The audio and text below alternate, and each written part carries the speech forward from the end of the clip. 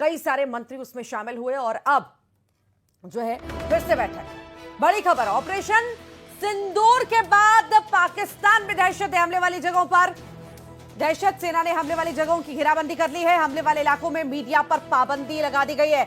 लोगों को भी वीडियो बनाने से रोका गया है। ऑपरेशन सिंदूर के बाद पाकिस्तान में दहशत आ चुकी है। हमले वाली जगहों पर पाक सेना तैनात की गई है और घेराबंदी भी की गई है। हमले वाले इलाकों में मीडिया पर पाबंदी लगा दी गई है। बड़ी जानकारी आपको दे रहे हैं।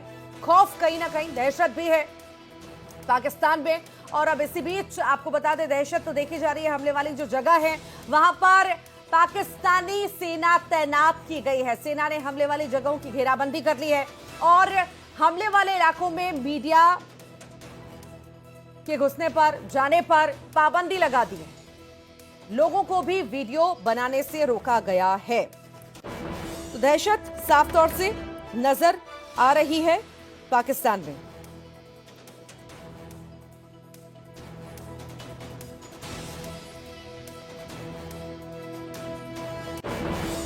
ये तस्वीरें भी देखिए, दहशत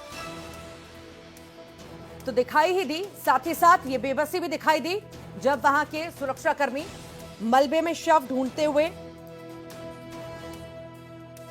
नजर आए। शव तलाशते हुए पुलिसकर्मी, हमले के बाद ये सुरक्षाकर्मी शव तलाशते हुए नजर आए। बेबसी की यह तस्वीर, उन आतंकियों के शव तलाश रहे हैं जिन्हें ध्वस्त कर दिया गया, मार दिया गया।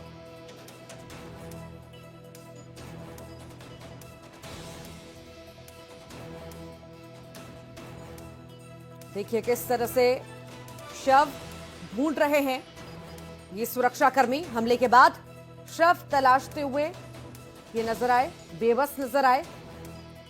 क्या करेंगे?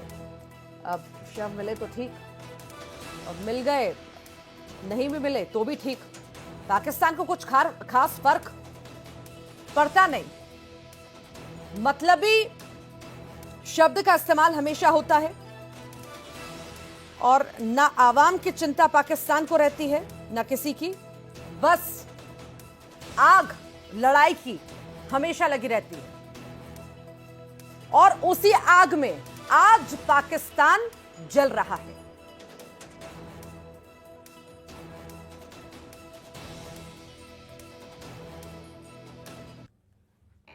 ये बेबसी की तस्वीरें आप देखिए, किस तरह से सुरक्षाकर्मी जो हैं शव ढूंढते हुए मलबे के नीचे यहां पर नजर आ रहे हैं।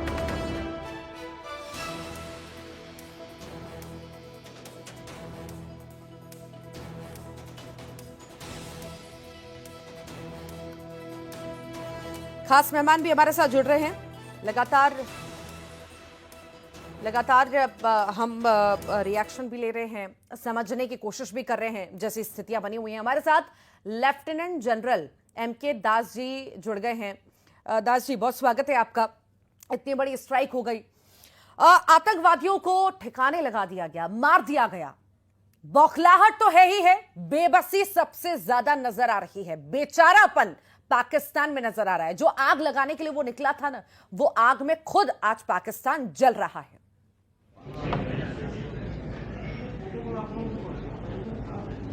जी हाँ, आपने बहुत अच्छा बताया कि ऑपरेशन सिंदूर के जरिए भारतीय सेनाओं ने पहलगाम आतंकी हमले का करारा और सटीक जवाब दे दिया गया है।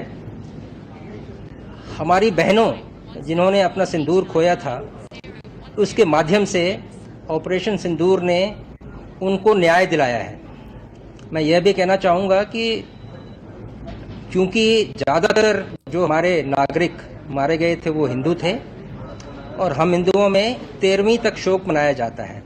आप समय देखिए, 13वीं ख़त्म होते ही भारतीय सेनाओं ने पाकिस्तानी आतंक को करारा जवाब दे दिया है।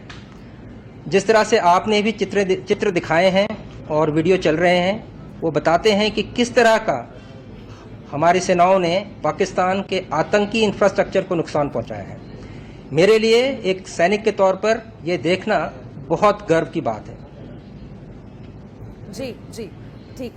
सर, लौटूंगी आपके पास।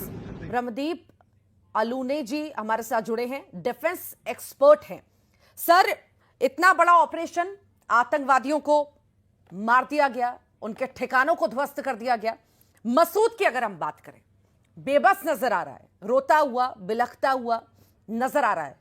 वो कहते हैं ना, जब खुद पर बीतती है तब समझ में आता है दूसरे का दर्द। कुछ ऐसा ही अब नजर आ रहा है। अपनों को खो दिया तो अब मलाल हो रहा है, और यह भी कह रहा है कि काश मैं भी मर जाता। नहीं रितु जी, बिल्कुल देखिए, जो यह हमला है इसमें सबसे महत्वपूर्ण अब जो चीज़ें सामने नजर आ रही है या जो निकल कर आ रही है वो हैरान करने वाली है और आतंकियों को परेशान करने वाली है। जैश ए मोहम्मद का सरगना अजहर मसूद जो है वो जैश ए मोहम्मद ने के हमलों में भारत के सैकड़ों जवान मारे गए हैं, कई पब्लिक प्लेसेस पर हमला करता रहा है और 2 से ढाई दशक से जैश ए मोहम्मद के निशाने पर भारत रहा है। लेकिन अब जो भारत ने हमला किया ऑपरेशन सिंदूर के तहत, तो उसमें जैश ए मोहम्मद के सरगना के रिश्ते